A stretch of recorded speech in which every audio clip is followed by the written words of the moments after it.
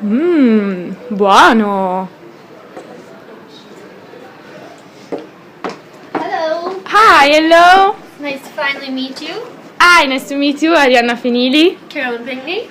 Anna Roberts. Arianna Finili. Ashley Trombley. Arianna Finili. We are pleased we finally got to meet you face to face. Oh, it's a pleasure. How was your flight? Oh, it was really long, but finally I'm here. So, what did you find? Based on our objectives, we conducted an analysis of the research to better understand the marketplace. The importance of quantitative research is to understand the generalized results of the entire population. Although with quantitative research, we are able to generalize the population, we do not get depth and discovery. Some other limitations of quantitative research include top box fever, which consists of survey participants selecting all 9s and 10s, regardless of their actual belief, and the fact that quantitative research does not preserve the context of the data. The objective of our research was to better understand CMU students' perceptions of coupon usage. To reach our objectives, we used customer satisfaction analysis to really understand and identify what is important for our customers. We also used Van Westendorf to determine an acceptable price range for the coupons, and finally, conjoint analysis to gain information about how people make choices about coupons. Our sample was made up of 115 Central Michigan Marketing 450 students. The objective of customer satisfaction data is to figure out how our company is performing, what is the least and most important to our customers, and what should be improved. We use consumer satisfaction analysis to understand our performance from the perspective of the marketplace. Based on our data, we calculated means for our performance.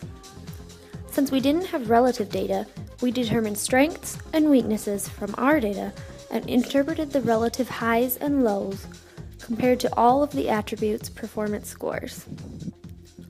The research shows that our strengths include availability with a mean of 6.76 and delivery with a mean of 6.59.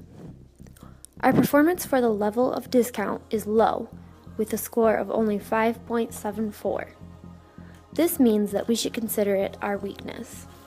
To understand the importance of each attribute, we conducted correlation analysis to identify how the independent variables such as availability, delivery method, the level of discount, and the effort to find coupons cause and drive the satisfactory experience. The analysis shows that with a correlation coefficient of 0.554, the level of discount has the higher score. This means that it has higher importance for CMU students. We then looked at importance scores and performance scores simultaneously in order to have a better understanding of our strengths and weaknesses. The research shows that our major weakness is the level of discount. This is because consumers give a high importance to the attribute, but our performance is low compared to the other attributes. We then calculated the improvement index for each of the attributes to identify which of the variables needed to be improved. As anticipated, the level of discount has the highest improvement index score with 2.36. This means that we should give more effort and improvement priority to this attribute. We also calculated net performance scores for the data by subtracting the percentage of promoters with the percentage of detractors. The NPS score was 31.4%. The objective of Van Westendorf is to find a price range that will satisfy the marketplace. With this method, we can mimic reality and eliminate negotiating behaviors of customers. There are 5 types of questions in the coupon survey. The 5 types consist of too cheap, good deal, expensive still interested, expensive not sure, and too expensive. The questions that we asked in the survey were, What would you consider to be so cheap that you would be concerned about the quality of the coupon book? At what price would you consider the coupon book to be a good deal? At what price would you consider the coupon book to be expensive, but you would still consider purchasing it?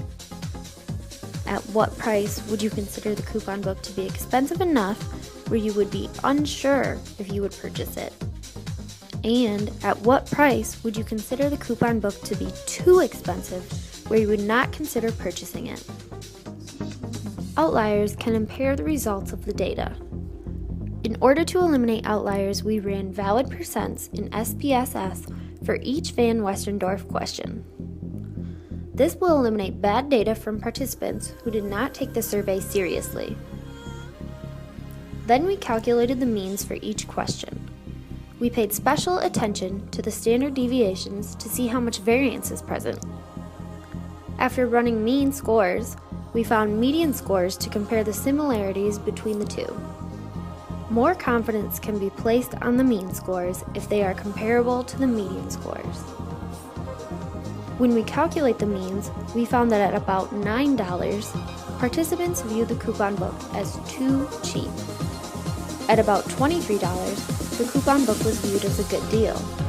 And at about $33, the coupon book was getting expensive, but participants would still consider buying it.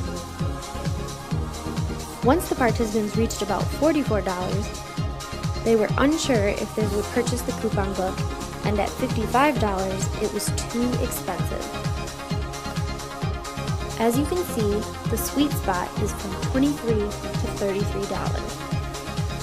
Then we calculated percentages for each dollar value. Our scores are based on the number of times participants selected a particular answer. This waterfall graph shows that an increase in price from $20 to $25 would decrease the amount of participants that viewed the coupon book as a good deal by 19%.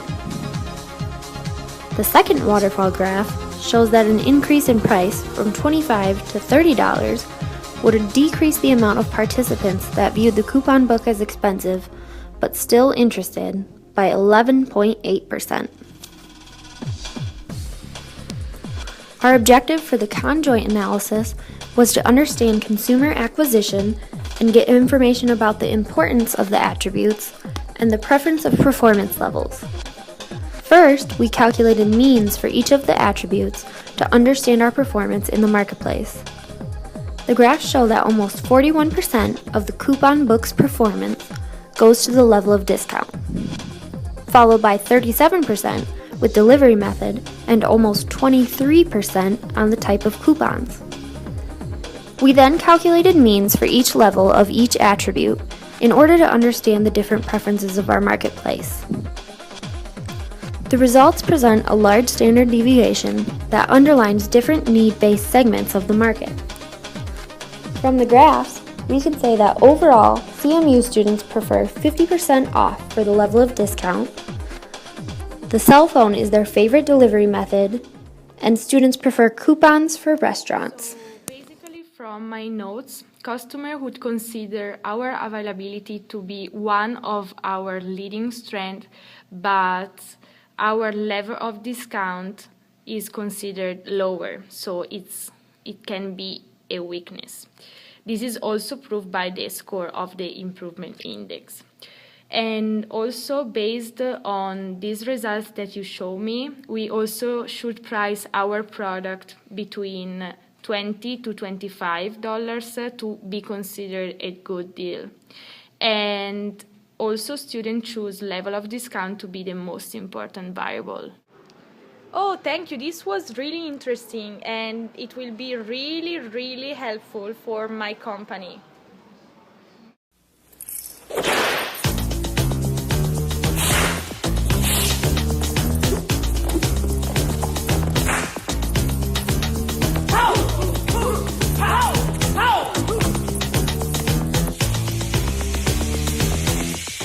Oh no. Our study was on the change throughout the college experience. Don't fucking laugh. I just saw you shaking. visit.